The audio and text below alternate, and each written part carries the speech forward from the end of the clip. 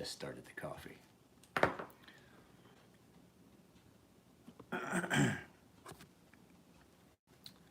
So I know it's a little earlier than usual, but I've been up for a little bit. I've been up for a little bit over an hour. I'm gonna try and draw something out here. Is this gonna be one of those ones where just no one shows up? Well, hey, it's Cody. I wanted to address this real quick before I forgot. I just read a comment by a guy, and he was talking about the video where I was thinning, morning sis, was thinning out the wife's kitchen knife that she likes. And he was talking about, you know, you're wasting your time doing that area behind the edge, doing anything that area behind the edge is a waste of your time. You shouldn't be polishing that area and stuff like that. I tried to explain, I don't think the guy understood what I was talking about. So what he was talking about, he's like, you're not doing anything by taking material off here. And I was like, morning, Chase. I was like, you know, I have to wholeheartedly disagree with you, because what I'm doing is I'm changing that angle. And I wound up taking the comment down because he just told me, you don't know what the fuck you're talking about. You're wasting time. You're telling people the wrong stuff. And I'm like, no, you're not understanding what I'm trying to tell you. Is the material I'm taking off behind the edge is important. So I was trying to explain it to him. He just didn't get it. He was just getting mad. Hang on a second. I have this phone on Do Not Disturb. I'm getting a ton of text messages, which usually turns from I'm getting text messages to somebody's like, oh, he's just not responding, I'm gonna call. So the angle behind the edge, there's two distinct, so this is my edge. There's two distinct things going on. You have the geometry, which is here, which is on this knife, your primary grind almost is like a Scandi. And you have your edge bevel, which I haven't drawn on here, but your edge bevel is at the front. But the thing is, what you wind up with is edge bevel, blade bevel,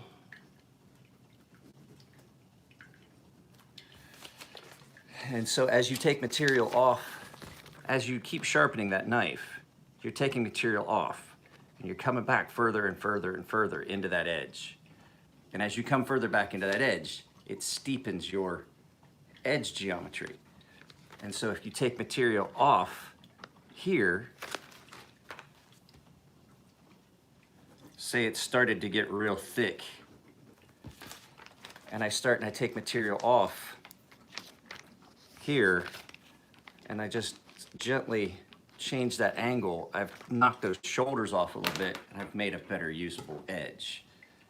Then I can put whatever edge geometry I want at the very edge. If you're taking this material off, you're thinning that edge back out.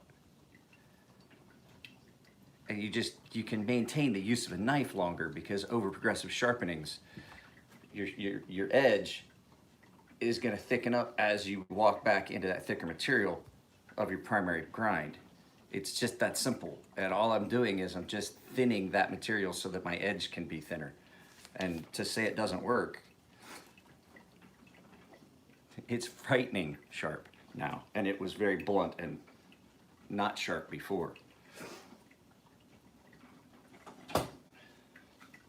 The only knife that I really have that I own that I don't have to worry about that with is this one, because it's hollow ground. And that's because with it coming up to a hollow, the material behind the edge does not thicken. It stays consistent. That's why they use it for straight razors.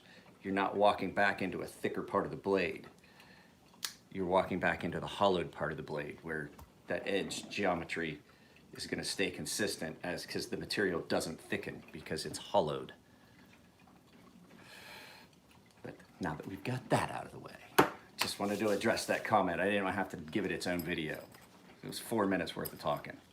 It's just, you're wrong.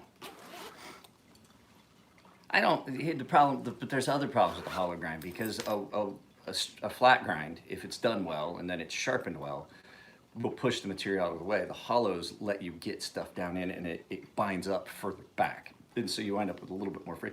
It's not such a big deal as long as you're cutting harder materials. A hollow grind's great. Softer materials have a tendency to collapse back into the hollow and cause you a little bit of additional friction. That's why there's not a lot of hollow kitchen knives, because a lot of times you're cutting softer stuff like cheese and meat and things like that. But I mean, I'm not gonna lie, my Sebenza spends a lot of time in my pocket, so obviously I like hollow grinds too. Oh, guys, you ready for this? Coffee's not made yet. I talked to Aaron about this knife. I was like, hey, Aaron, you know, I'm trying to sell this for my buddy Nico. He put up a post, I'm putting up a post. I was like, what model was this? And he goes, hell, man, I didn't even name that one. He's like, I made 2. There's only 2 of these. Aaron only made 2 of these. He said he's not gonna make any more. There was one of these in Damascus and this one. So, talked to him. Nico's selling it for $400. I thought it was $350. Nico's selling it for $400 because that's, you know, that's what he's got into it and wants out of it. So this is one of 2, and like I said, the other one was Damascus. This one's stainless. And if you want it sharpened, I've told Nico that I'm saying if you guys want it sharpened, it's a little bit Elliott. No, it's. I know the coffee beeped. He just doesn't like hollows. I don't make hollow. Hey, let's tighten that up. I got a screw that I worked loose. Hang on a second, guys. Let me try to figure out where I put my toolkit. There's my toolkit. My toolkit usually stays right here because I take a lot of knives apart for customers. That's not good. That's not good. There it is. Couldn't find my Allen for the Sebenza. Nope, that's not it. I cannot find my Allen for my Sebenza. Momentarily, guys, momentarily.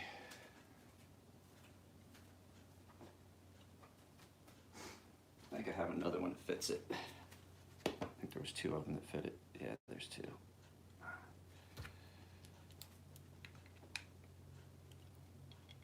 I missed one of the body screws, didn't get it cranked down as tight as I should have, and it worked loose.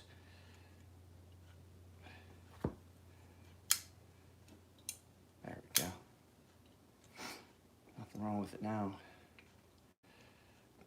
I put this together in a hurry when I did that video the other day. Only 9 people. I did start a little bit earlier.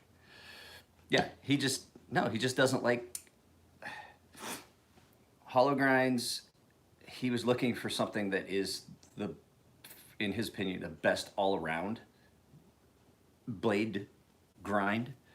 And he didn't have a hollow grind wheel at the time. He did a couple hollows. He really didn't like them. And so he went with a flat grind and stayed with flat grind because when you were getting parts, if you're getting blades made, you know, if you're getting blades ground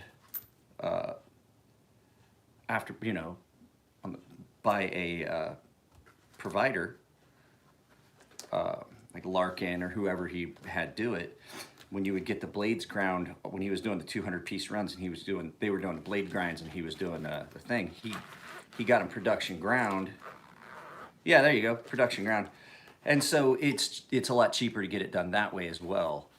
And it just stuck, and he never really liked hollows because of the same things I said. You know, they're good for a lot of stuff, but then they fail. What's the one that works on everything? Kitchen knives are flat ground for a reason.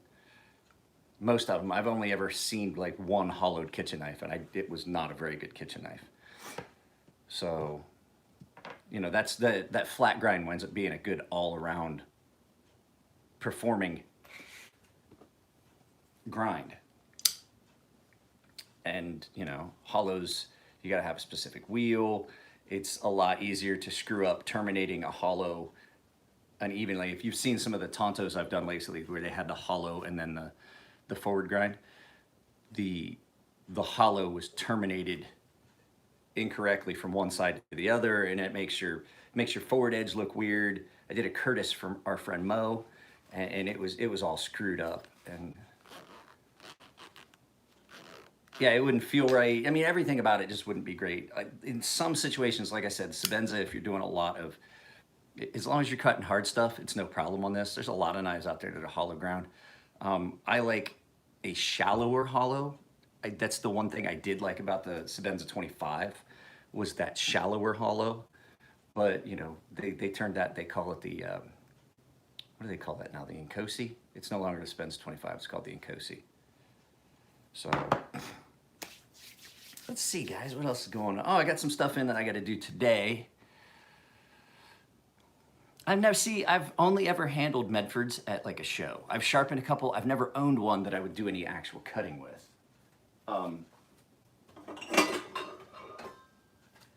I don't see them as being a, yeah, I don't like hollows as much. That's the only thing about the Sebenza that I wish, I do like it because I don't have to reprofile my angles. I don't have to reprofile my angles when I sharpen. Okay, Jake's got something weird to tell me. I gotta hear this. I'm listening. Or is this weird enough we should take this and you should just give me a call?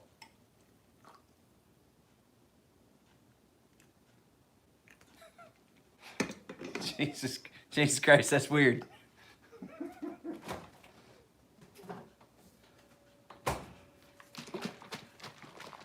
That's exactly, I was getting ready to say that. Yeah, I know, I hate to admit this, but I'm going to be asking Tim Reeves for a favor. Tim Reeves and I get along, we talk pretty well. I'm gonna ask him for a favor. I can't promise anything because I don't know how it's gonna work out, but I'm gonna ask him if maybe I can borrow a production sample 31 for on the channel so I can go through the differences. Because I was real upset with Tim for discontinuing the 21. But I also know that I get upset with people for being nostalgic about things they shouldn't be, like washers over bearings. And I think I'm being nostalgic. I think I am. I think I'm upset because I love the 21. It's been around for so long and I'm being nostalgic. I can't believe they got rid of something that I like so much. But when you really come down to it, just like bearings versus washers, I'm bucking an improvement. I really am, because titanium on steel is not your best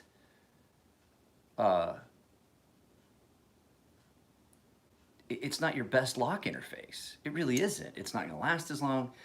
And what they did was they took the Umnumzon style, or the Inkosi style lock interface, which is just a great big ceramic ball that acts as the detent and your lock interface. So it sticks out past the end. And so it's what touches the steel of the blades. Now you got ceramic on steel, which if you've got a steel detent ball, you know how good and smooth that can be. So you know that that's gonna be great. And I've had the Umnumzons and the Inkosis here.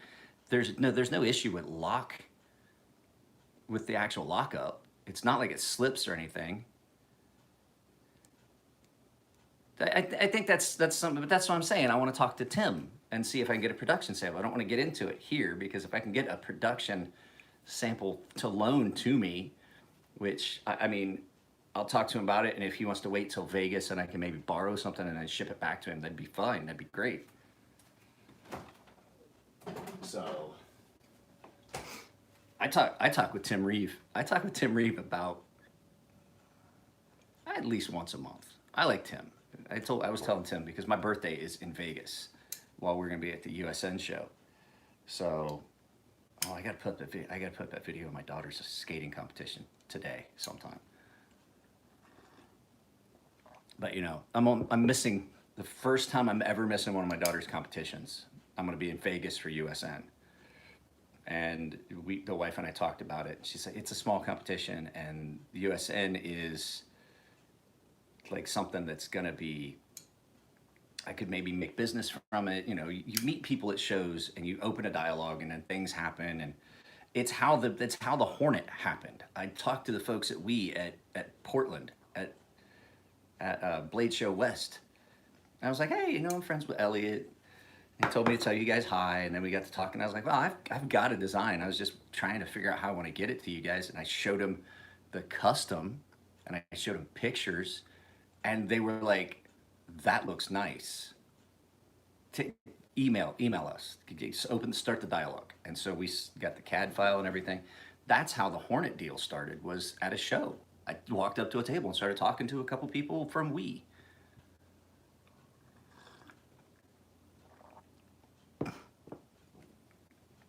I don't know. I'm sending an email today to Doris at Wii. She's the person that I talked to at Wii. I'm going to find out and see. I'll just let her know, hey, I've got a lot of people that are asking. I just would like to know so that I can tell my YouTube subscribers, you know, when they're coming so that they can be on the lookout for them. But it shouldn't be too much longer. It shouldn't be too much longer. We're almost out of this stuff. I mean, probably next 3 months, maybe. I'd have to go back and see when I talked to her last and see what she told me as far as time frame. But I'm saying like maybe 3-4 months. They told me 4 to 6 months, and it's now June. So I'm trying to think when we talked about it was going to be 4 to 6 months. So.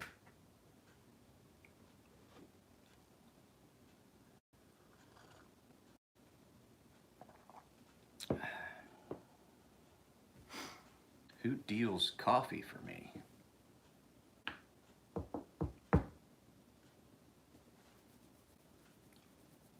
I think that got lost in translation, Jorgen. Who deals coffee? I make my own coffee. I don't know who did I buy it from, because this is just Costco brand.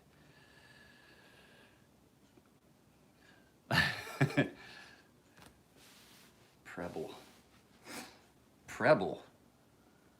Oh, Pebble. Where? Yours is still in the box. Hang on a second. Let me open it for you.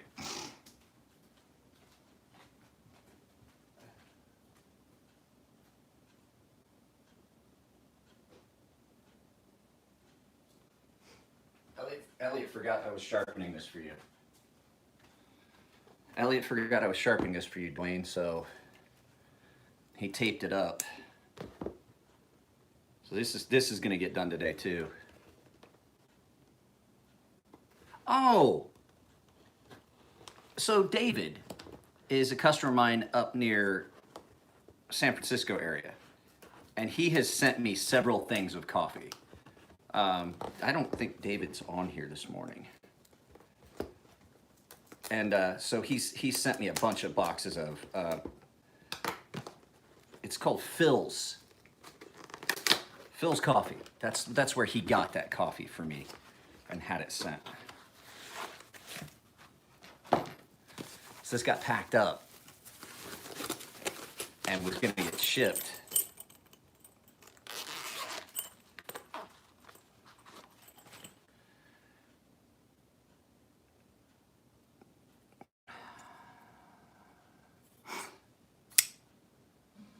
Now it's gonna get sharpened by me. Guys, some people can hate on Elliot all they want, but I'm telling you right now, that man sat there and carved that with a fucking Dremel.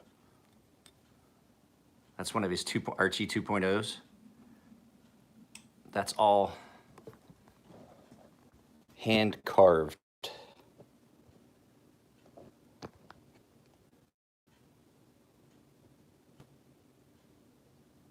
And it looks like it was press stamped.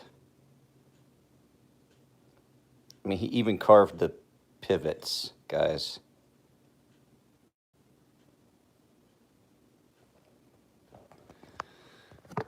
If Elliot likes you, he'll do a lot for you.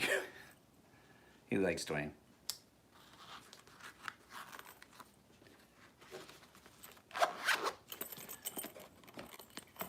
So that gets sharpened today too, but there's stuff in front of it. There's stuff that came that Um, every time I open a package, I remember that my dad started this.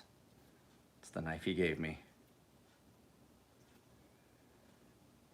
Postum. I love Postum. Postum is good. Ovaltine. I like Ovaltine. Drink your Ovaltine, kids. Do you guys? Yeah, it's fucking delicious. Postum and Ovaltine are both delicious. And I don't mind chicory. Grandpa Stonebrook used to make his own chicory. You remember when he would go get his own chicory up in the woods and make his own chicory? It's not technically coffee. It's actually considered tea. But yeah, when I open packages, Dad's always with me.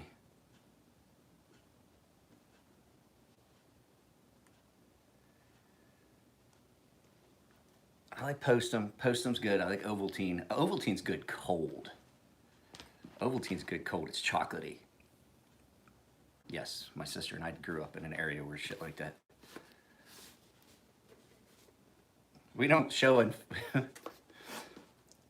Okay, you're confused by it because you don't understand how my family works, but we don't show affection in my family. That's just not how it works. So, I mean, like I tell my sister I love her and stuff like that, but like you don't just that's not just like that's not a common point of conversation. I can tell my mom, my sis I love her, but like the fucking yeah, exactly. Like from father to son. I mean, it's not. It wasn't a like, hey, I love you, man. Like, no, it wasn't like that. It was like fucking. You'd be doing something, he'd hit you in the throat, and he's like, you still ain't got no fucking reflexes. You're like, it's just how it is. I mean, there aren't between male members of the family. There's just not that kind of show of affection. It feels weird. Do you ever watch that '70s show? All the men in my family are red. All the men in my family are red. Foreman. That's just it. It's just how it works. So I'm glad I didn't have a son. I didn't propagate that fucking. It's not like a masculinity thing. It's not like it's just. Yeah, mom is in no way kitty. I don't know. I don't know. You know, it's. She was a nurse. There's only 10 of us here this morning. I did start early. I started about a half an hour earlier than I usually do. But there's 10 of us, and there's only 6 thumbs up. Still gonna keep your money. Oh, so anyway, guys, like I was saying, I talked with Aaron, and he said he has no plans on ever making these again. I mean, he said there might be 1 or 2 of them that get out there in the world, but Nico is selling this for 4, and it's 1 of 2. So I'm not going to sharpen it. It is sharp. I'm not going to sharpen it unless somebody wants to pay me to sharpen it. I'm not. Unless he just has a hard time, I'll add it as a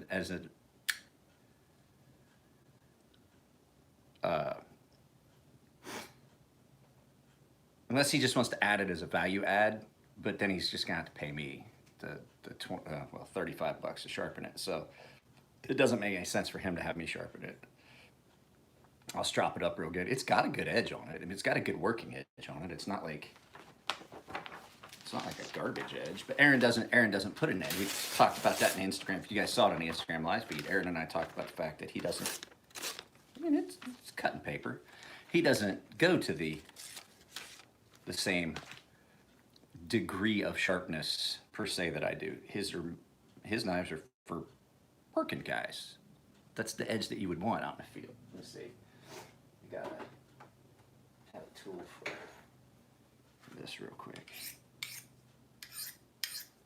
Touch that. Yeah, that's all it needed. It just needed a quick edge touch up. Because Nico and I have had this apart. We messed around with the action. It had a little bit of lock stick that we took care of.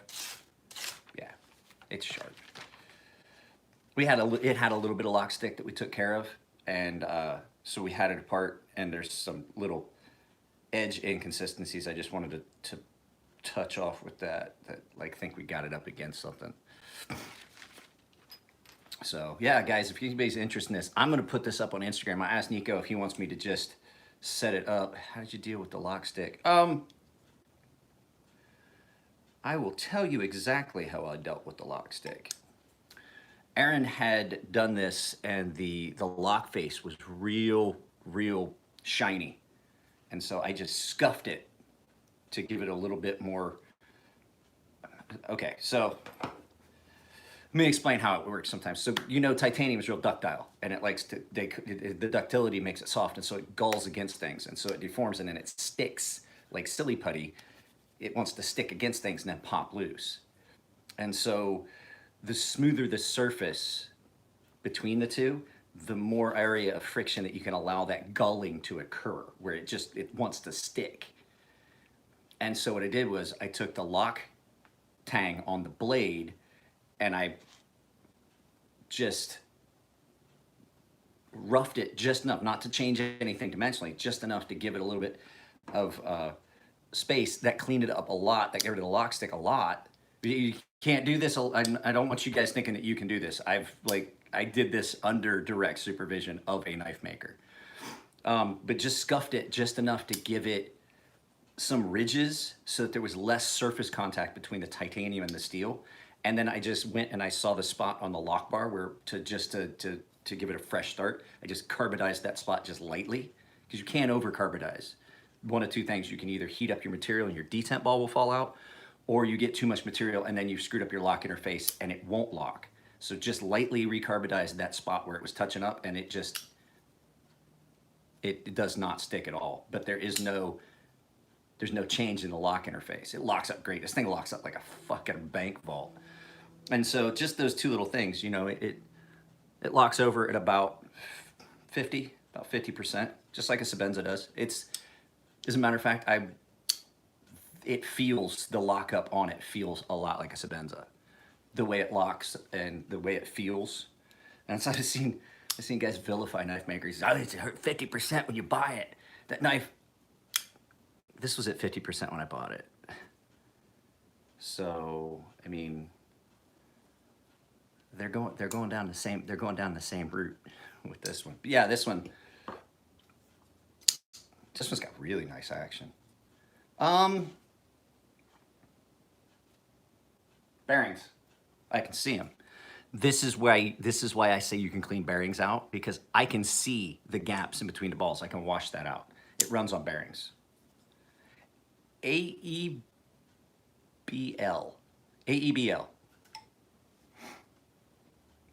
AEBL, full titanium pocket clip.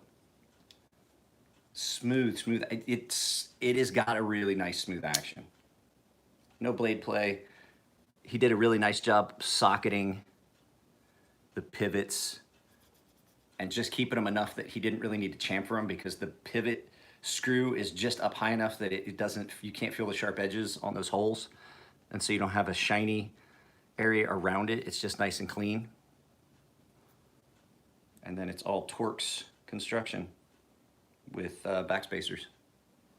It's a really nice knife. I wish I had $400. I would love to own it, considering it's like one of two that Aaron made.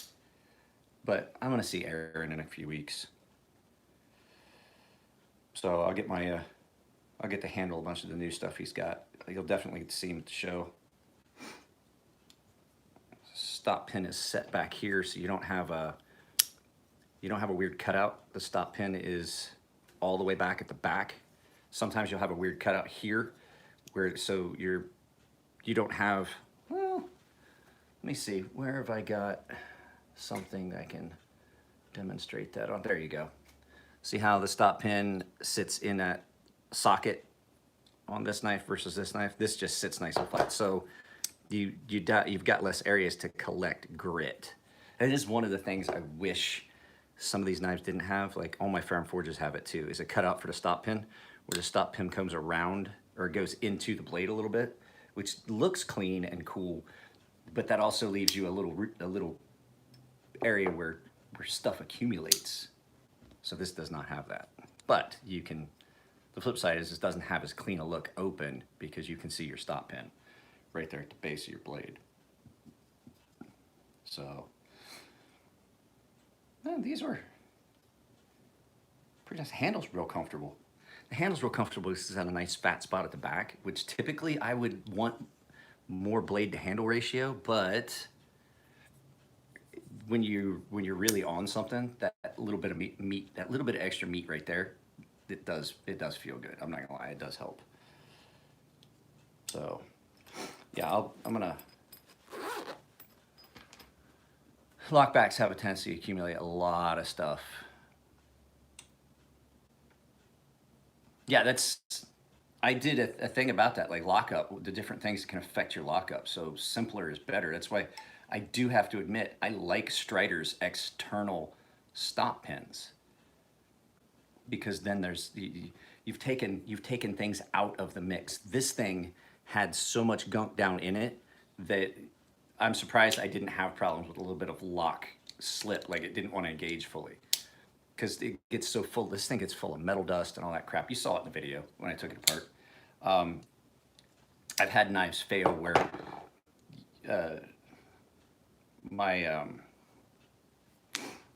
hang on, I'll show you.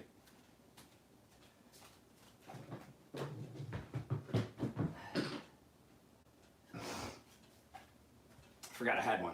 So my Endura is a lockback. Was that my Striders, but lock stick? Yeah, the lock stick is, some guys don't even worry about the lock stick.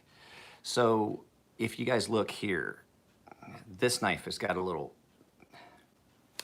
I can draw this one. This one's not too hard to draw.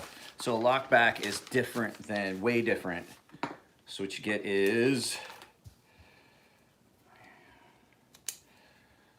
so here's the back of your blade, and it comes out, and then there's a cut in the blade. There's your pivot. I'm drawing it for you guys, hang on. I'm not the best artist out there. And then there's a bar on the back of your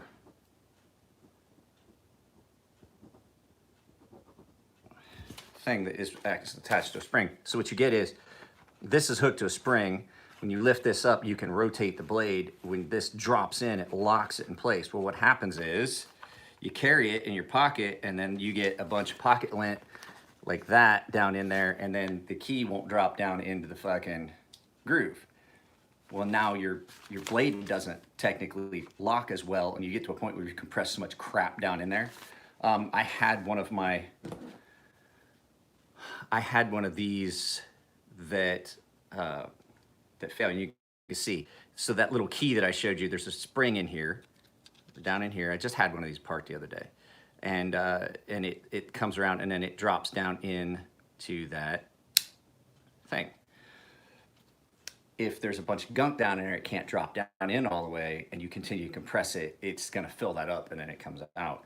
What was that? Charles Anderson said something, I think. The cut on a blade is even bigger on a triad lock. No, I was wondering whether they communicate.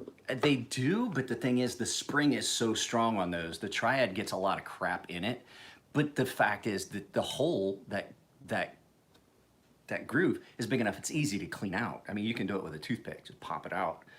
And so I've never had problems with triad lock, getting it cleaned out. These, however, can be really tedious because it's not a lot of working area, and you got to find something like a pick, like a little they call them maintenance picks, maintenance scribes for weapons. And you got to get down in there and sometimes dig it out, and it especially depends on how much stuff's been in there and how much stuff got fucking compressed. My lockback knives, I check them real regular on that. I check all my knives really, and make sure that there's not an overabundance of crap accumulating in areas that could affect the actual safe lockup of the knife. This doesn't get carried as much as it used to. Yeah, I mean, it'll happen. It'll happen, and that's a knife with bearings, any bearings. Not necessarily, not just ceramic, steel bearings. I can just toss this in the sink and rinse it and be done with it. Just toss it in the sink, run it under some fucking running water, some hot running water. That KPL seems to stay. I don't usually re-lubricate I don't like people would probably think that my knives are just all oily and shit and fucking just tons of drop. No, I very rarely oil my knives. Very rarely do I have to add more lubrication. The lubrication doesn't come off because I'm not using soap. I'm not using alcohol. That KPL has some staying power. Nano oil does too, but not compared to, not as much as what I'm seeing out of the KPL. And so I you just use hot water, wash that gunk out. The oil's still there. Once you dry it out, that interface dries up. Bob's your uncle. You got a smooth knife again. And what was that? What did I say? Have you seen the Neuro Mud video? No.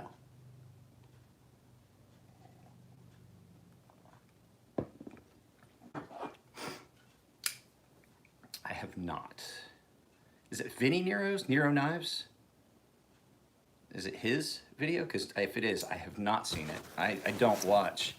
Yeah, I don't watch Vinny's. I don't watch anybody's YouTube channels, really, to tell you the truth. Every once in a while, if I want to catch something specific, I'll watch a video. Or say I've got a knife coming in I don't know anything about, and the guy's like, hey, can you get this apart and do the ano? And I'm like, you know, what's the construction? Is it steel? Is it titanium? And stuff like that. And I'm like, before I give him a quote, I want to go find out. So a lot of times guys will get knives and they'll be like, hey, can you do this? And you can do this. Can you do this? And you go through it and I'm like, I try, and then you find out, you know, you get stuff in and you find out pocket clip's not made out of titanium, it's made out of steel. The hardware is all steel instead of titanium. And you know, so that's the only time I really look anything up. And we all have differing opinions. Like there's people that definitely disagree with me, like, nope, nope, nope, would never take a bearing knife out in the field. And I'm like, I got news for you. I take knives with bearings out and I've dropped them in the mud. The first time I ever decided to take apart my NTAC was because I was cutting open a bag of, I can't remember if it was cement or potting soil, which one it was. We blew it out real good and there was still some grit. I think it was potting soil. There was still a bunch of grit down in it. And so I washed it out under the sink right here, and it still had a little bit of grit, and I just took it apart, and that's the first time I ever took a Ferrum Forge knife apart, and I had some problems. I got it figured out. But ask Aaron about what? Ask Aaron about what? Aaron likes bearings. Aaron puts bearings in his knives. He also makes fixed blades too, though. So, but that's the thing. If I'm going out in the field, like these guys that are like going out in the field, that you take the proper tool.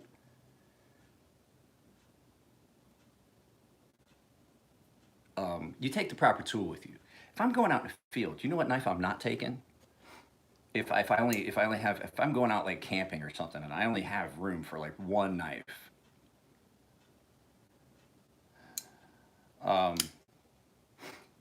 if I only have one knife, I'm taking a fixed blade. That's the thing. If I'm going out in the field, if I'm going camping and stuff, like I'm taking a fixed blade. If I've got room, I will throw that Spartan, that cold steel Spartan, in my pouch. If I don't have room for that, I'm gonna carry a pocket knife. So I'm gonna have maybe 3 knives, but if I'm gonna have to take something I know I'm gonna have to do some workhorse stuff with, I'm taking a fixed blade. So, and that's exactly the combination that I would probably take, is that Mora as my fixed blade, and then that Spartan in my pouch, because it's got that big belly. If I needed to do it actually would be a really good chopper. It would probably be a heavier duty use knife than the fucking Mora. But if I want something that I know is not gonna fail, I'm gonna take a fixed blade. And then I might take something small, like for fucking fine food prep and stuff like that. Yeah, you don't wanna try and do that with a Spartan, not with a cold steel Spartan. You're gonna do it with something like this, which, I'm not gonna lie to you, I have been camping and I can tell you this makes a very good food prep knife for certain things. The one that actually was the best, the one that was actually the best is my Ferrum Forge spinner. It is the thinnest profile knife that Elliott's ever made, in my opinion, and it performs very well when you're doing like small food prep tasks. But this does work really well too. This is a very good little camping knife if you have the other tools at your disposal for what you need. Does that make sense? So that's why I argue the Emerson thing, because I know guys in special forces, and yes, they do carry folding knives, but that's not their primary. Depending on what was wrong with it, it could be a while. It took Elliot two months to fix the issue with mine, because it depends on how much other warranty stuff was on the bench and where it's at, because there's a lot of stuff. Uh, there's a lot of stuff on. There's a lot of stuff in for warranty, and so they do as many as they can, but basically it's a lot of times it's like refitting up. I've seen them have to make new lock bars for knives, basically lock scales, get new lock scales made and stuff like that. So it just depending on what was wrong with it, it could be a while, because that's what you get when they have a lifetime warranty, but they don't say how long it's going to be before it comes back. I mean, even me local, I had a knife that I damaged that sat up there for, yeah, like 2 months. Mine had to have a whole new lock scale. I fucked mine up bad. Hang on a second, let me go get my spinner.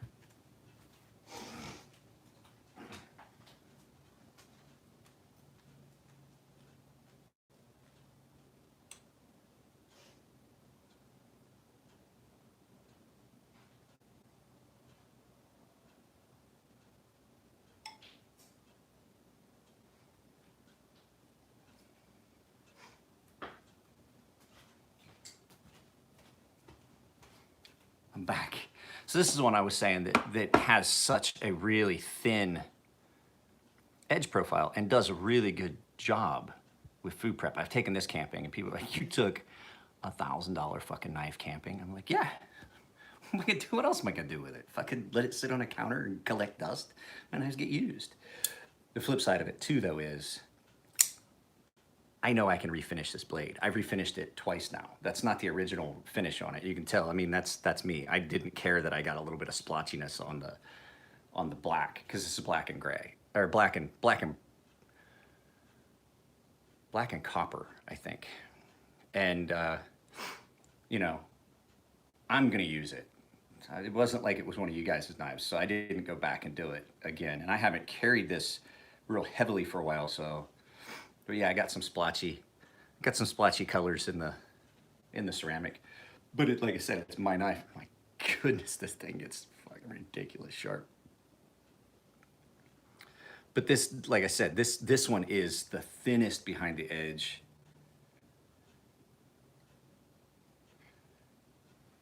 I mean, yeah, that's. I know the issue with your Archie. I'm pretty sure I know what the issue with your Archie is, and I've never seen, like, that's. Elliot was saying that if that truly is the issue, it's the first Archie that has had that. And here's my Archie. So this knife is almost as thin behind the edge as the spinner. So you guys know, it's the same thing I did to this. Same thing I did to this. I broke my lock bar. I cracked my lock bar. But it was under warranty. So when Elliot started getting these knives made, he always used thicker stock. But what happened was he got the guys. He's like, let's be a little bit more aggressive. Let's see what we can do. Let's do some blades with a lot less material behind the edge. Let's do a thinner grind on these. And so this was the first real model where he got nice and thin behind the edge, and then they took it to an extreme with this one. And most of his knives have been more like this. There's still enough meat behind it to support a good fine edge, but it's not thick that it binds up. Like, I'm not gonna lie, my NTAC is thick. My Mordax is thick behind the edge. This is not. This is really, really thin, even out of some pretty thick stock. So I love this knife. This thing gets lusted after by so many people, and I keep it in my case a lot, because the thing is, like, to take this back up and ask Chris, hey, can you redo that two-tone anodizing on it for me? And da da da. I know how difficult it is, and so I just choose not to. And then the other thing is, I got to be careful because I had to put an oversized stop pin in mine because of the damage I'd done. So my blade sticks up and it has a tendency to catch on things. It has a tendency to catch on things, and I have cut myself with this. So if you're in jeans, it's fine. It's usually when you're in like a pair of track pants and they got that mesh pocket, and the mesh pocket will get down here and you'll get ready to put, and you'll move around, you pull the knife out and it'll catch and it'll start to open your knife, and that's how I've cut myself. So I just know I can't wear this in like a pair of track pants or anything like this. This is only in jeans. It is so, so comfortable with that curvature.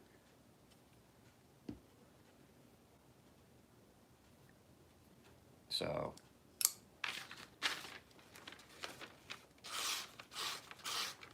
it's a little bit thicker paper than I usually cut. But yeah, so this one probably needs cleaned up a little bit. This one gets a lot of pocket time too.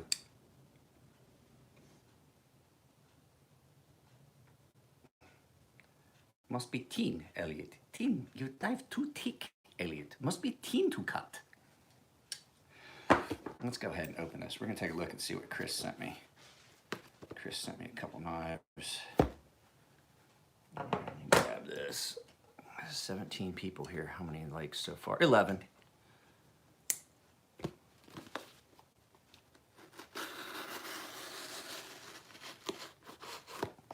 That is a sharp little knife. I'm not gonna lie to you. You guys ready for this? Everybody complaining, bitching about 440C? Pretty much every one of your packages that ever comes in gets opened across the top with this knife, and you know what it hasn't had to have done to it in a very long time? Sharpening. This is a Camillus silver sword. At the time, it was marketed by Wilkins, and it's been sharpened a ton of times, and I have not had to sharpen it in a very long time. And it opens every package pretty much that comes into this house. All the thing I do is put a rag with some WD-40 on it every week or so and take the adhesive off, because sometimes it doesn't want to cut when it gets adhesive all over it. But yeah,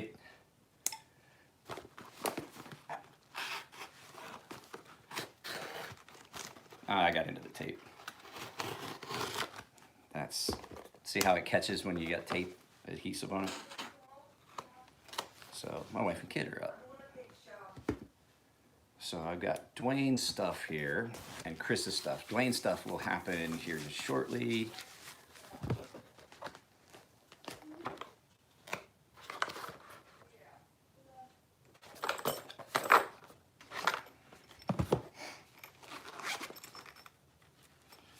This is a Kramer. And it has got a big old chip in the tip. I gotta find out what steel this is. Good morning, lovely wife. Everyone say good morning to my wife. Give a thumbs up for the wife.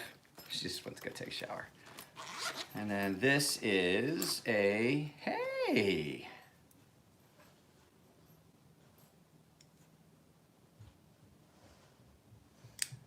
This is a front flipper. This is that one he was sending me. I've never seen this one. Anybody know what this one is? I know he told me what it is. I can't remember. It says CCC. This isn't bad. This is not bad at all. Guys, I can actually operate this front flipper. I do not hate this whatsoever. Who knows what this is? Really like this. Oh yeah, I like this a lot. I like this a lot. Man, the edge is wrecked. I'm not gonna lie, the edge is wrecked, but that's why it's here. That's a pretty crappy, that's a garbage faceted. 1, 2, 3, 4 separate angles on that. What's up, Kyler?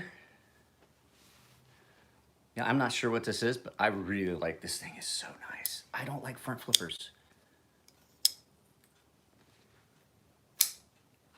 Ow! God damn, that's got some. Yeah, she already went to the shower. That's got some fucking snap to it when you do it that way. I have to.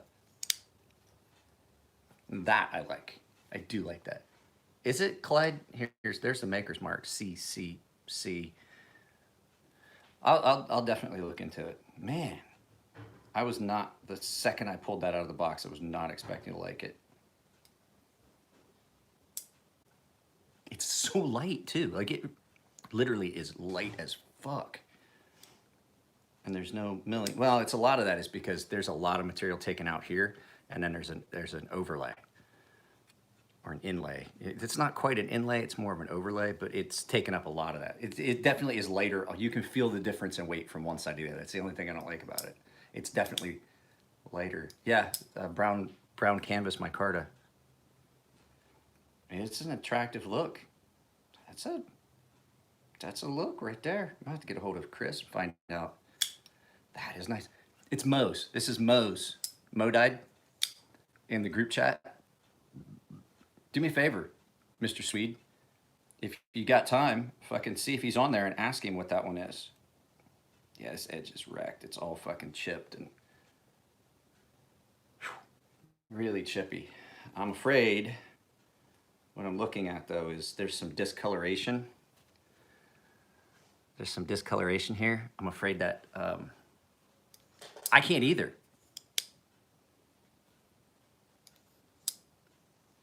I don't.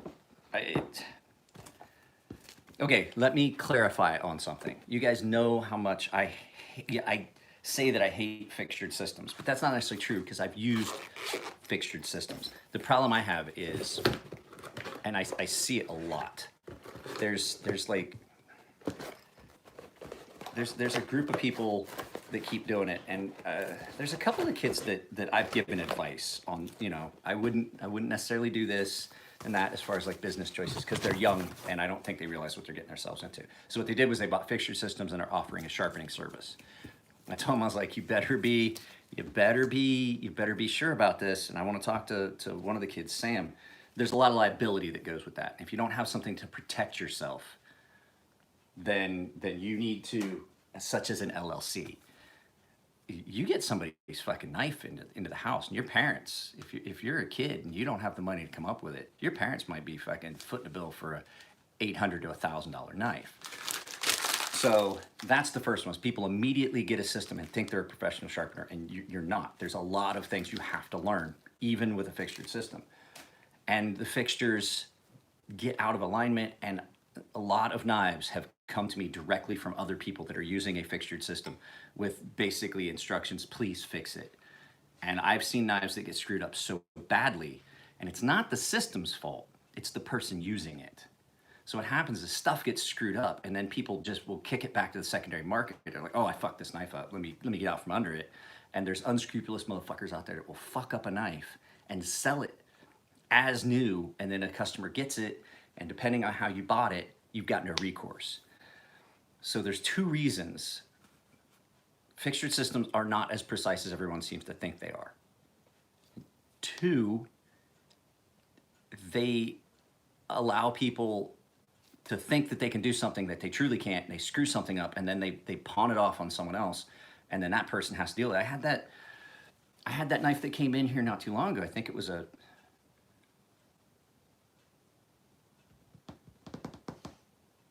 yeah, that's like, I'm not saying that some of these kids do not do a good job with their sharpening. I'm not saying that. Like the young kid, Ben, young Ben, I've warned him against doing it because yeah, you might be good at it, but the one time you screw up, if you don't have a way to protect yourself, like I have the LLC. If somebody comes after me for, like, you screwed my stuff up, I'm gonna sue you. The only thing that is that they can get is the work, the stuff that's at the table. Like you want half of the business, that's fine. Half of nothing, still nothing. And that's how you protect yourself. You have some legal protection. You can't do that. But if I was gonna get one, yeah, Exactly what I was going to get to. If I was going to get one, the one that I would recommend actually, as opposed to the Lansky, is Smith's has one that's just like the Lansky, but I like the way that the armatures lock on that one better. It's more consistent. Yeah, that's a nice knife. I like that. Thanks, Swede. Swede Johansson. So if you guys ever have watched an old John Wayne movie, there is a movie called El Dorado with him and James Caan, and I can't remember who else, but they go into a town and James Caan can't shoot. And so he's like, I know what you need. We're gonna go visit my friend, the Swede Johansson. And he gives him sells James Caan this little short sawed-off shotgun, double-barrel sawed-off shotgun. And he's got this real strong Swedish accent like this. I could tell you were mildly in love the moment you picked that knife up. Yeah, you can see it. My eyes glazed over. And I was like, oh, this is... Like, at first, I'm like, oh, what the fuck? I was looking for a nail nick and shit, and then I found it had the thumb open on the top, and I was like, ooh, hey. What I like about it is the blade shape and how hidden. Like, look at the size of that blade. The blade's way bigger than the handle. And that's one of the things I like is that there's a lot of blade hidden in that small handle. But even in the closed position, it doesn't look like it. That blade doesn't look that big. It's like a magic trick. Whoop, hey, where did you hide all of that? So I actually think that this one, I like this one better than I like the Kramer. And I'll show you why I don't like the Kramer. And fucking, he's gonna hate me. Oh, he's gonna hate me when I sharpen this. Because this Kramer is white. It's white. It's white, and it's gonna get real dirty. So I need to call him and tell him and let him know. I was like, there's a good chance that you're gonna have to take that scale off and peroxide it. If you want it to, you can do that. I don't know if you guys know that. The really fine micartas, the linen and paper micartas, if they get stained, just like ABS plastic, you can use just household 3%. Don't get the really strong shit, you'll cause damage. But you can put it in peroxide and clean up white G10, white micarta, those things like that. So both of these are gonna have to have some work.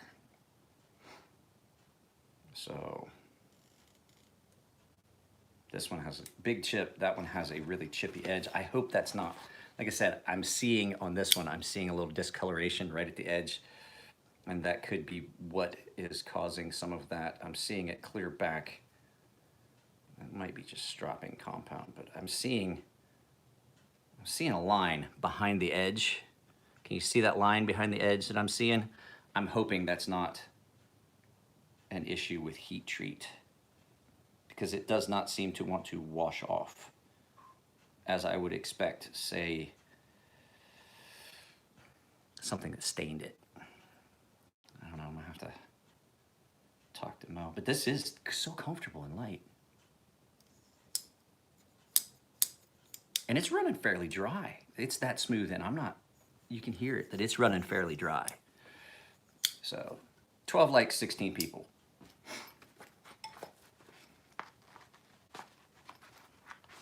That's all I'm gonna say. So yeah, we'll get these sharpened, then I'll start on Dwayne's. Now, just watch fucking El Dorado. Watch El Dorado with John Wayne, James Caan, and I can't think of his name.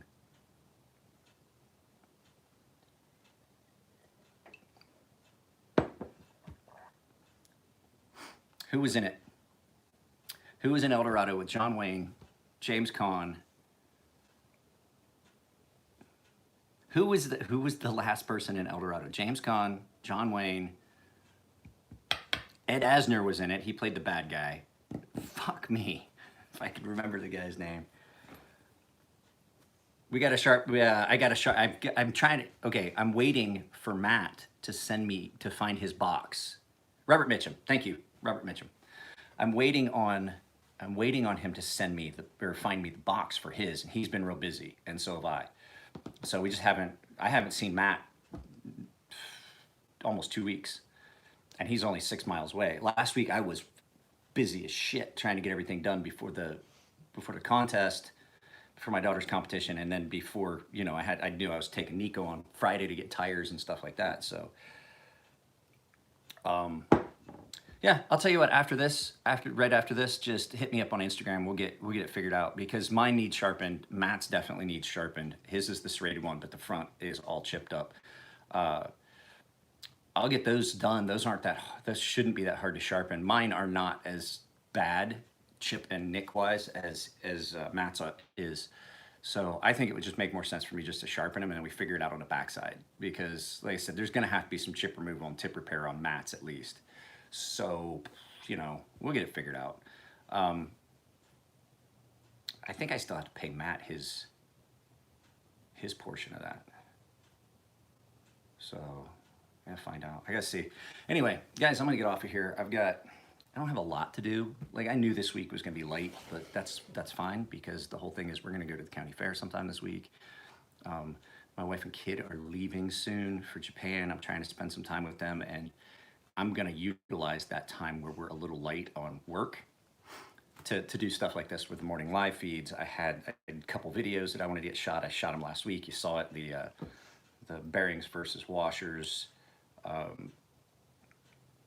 There's some other stuff I wanted to do that is really hard for me to shoot, because it's all gonna be just theoretical like this. It's just me talking about, my take on things. I want to readdress the HRC thing, and because, yeah, I could probably do a full video. Nah, it'd be real short. But no, I want to readdress the HRC issue, because I think it got real mistaken when I was talking about the Rockwell thing, and that it doesn't matter. I did it in a live feed, and I probably shouldn't have. The whole thing where I was saying it doesn't matter is, for me, I don't chase Rockwell. I'm not that guy that has to have the steel with the highest Rockwell. I take a different approach. I look and see, one, do I like the knife? Two, is the steel acceptable? Because I'll still buy stuff in 440 and D2 that other people are like, oh, I can't believe it. I'm like, when did we turn into such snobs, man? We had two steels, 440C and then just carbon steel when I was growing up. That's what you got. And I still have a lot of knives. This is in 440. I'm telling you right now, this is in 440, and this thing very rarely needs sharpened. So, for me, it's not such a matter. Yeah, I'm kind of snobbish about certain things. The knives I make, I want them in a specific steel, but I'm also not going to discredit a steel that might be at 59 Rockwell, because that steel is at that, that's the maximum hardness you're going to get out of that. You wind up with some other, the maximum wear resistance, maximum impact, all these other things that you can get out of that steel at that Rockwell that you're not getting out of a steel at 63. So you can have some steels that, let's say that this is a steel that performs at its max is at 59, and then this is at 62 or 63, but this steel outperforms because it's just a better all-around steel, even at that lower Rockwell. That's all I was saying. It's not, for me, it's not part of the purchase process. I don't look at that Rockwell stuff. I look at the steel. I look at the steel, and then I look, I know certain companies that do heat treat really well. And so, like, anything by Cold Steel, you don't have to worry about heat treat. I don't, anything I've ever bought from Cold Steel, I've never once even looked at what the steel is. So I'd be more inclined to look at the blade shape, blade geometry, and then start looking at the other parts of it. Like, is it going to be a usable blade for me? Like I said, this is run a lot softer than some of my other knives. I still love it. But the thing is, it was run soft intentionally. And then the flip side of that conversation was, people thought that I was discrediting everything that these guys were trying to do. And I was like, no, as long as you can prove, as long as you have quantifiable data that this is run 7 points below what it was supposed to be, I have no problem with that. That's protecting the consumer. So I think it got sidetracked and convoluted. So I am going to readdress that in like an actual edited video where I don't get sidetracked by comments. And then Met the guys from Cerberus Knives. They are just getting into business. Chris and Darren? Chris and Darren? Chris and Devin? So I'm actually going to sharpen this Yojimbo too for him. So, I mean, blade steel is kind of important. Like, I wouldn't want, like, I don't like 8CR. I don't like 8CR 13 MOV. It's not a horrible steel. I just don't. Like, if it's the only option available in the knife, then I'll take it. Like, I like D2, but I'm not like, hey, I want everything in D2. No, I like 20 CV. I'm not gonna say I want everything in 20 CV. I do like 20 CV a lot. I like it because it's that, for me, it feels like that middle ground steel where it's just pretty good at everything. It's like the jack of all trades. And that's my problem with some of the other super high hardness, high wear resist, some of the other steels. Like I've made a couple knives in S125V. I'm not a real big fan of it. I don't like the edge it takes. I don't like the way it feels. I don't like the way it grinds. But I can't acknowledge it's a really incredible steel. But the problem is, like I said, it's not one of those middle of the ground type of things when you run it as hard as we did. I can take this knife and I can touch it up fairly easily. Matt's knife, when Matt gets into his when he starts using the sea snake and then he screws up the edge, it's not ever an easy touch up. It never is. It's just you fight it the whole way.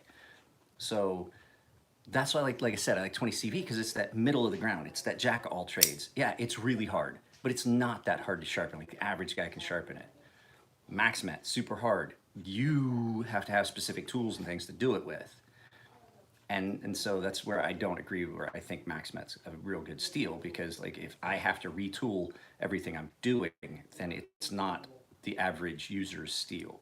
So, I mean, I can understand why some people would want it. And they, like I said, you got those guys that just chase that Rockwell. So, but anyway, the wife is out of the shower. Everybody say good morning to the wife. Hello, wife. She said good morning. She's actually acting sociable. But I've got to grab this stuff, get it out of my wife's way, and go out and start sharpening. So I will talk to you guys all later. If you like the videos, give a thumbs up. 14 and 14. That's a good showing. If you don't, my sister said she loves you more than she loves me. Doesn't surprise me. If you don't like them, give them a thumbs down. I don't think you have that option here. And there will be, I will put it in as soon as we get break from here. I'm going to put in a link to my daughter's GoFundMe if you guys want to help support her ice skate.